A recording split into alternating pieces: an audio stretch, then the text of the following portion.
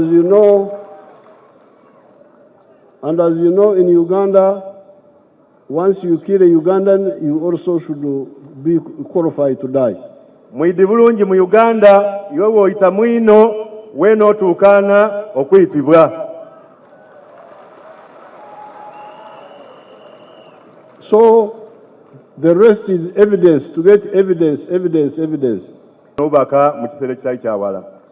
On the issue of the loans, ku nsonga y'okwewola esente ed'obugubi, the NRM from the beginning NRM okuva mu ntandika yaayo has been warning you about money lenders.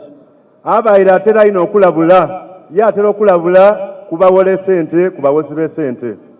That's why we tried many times to give you our own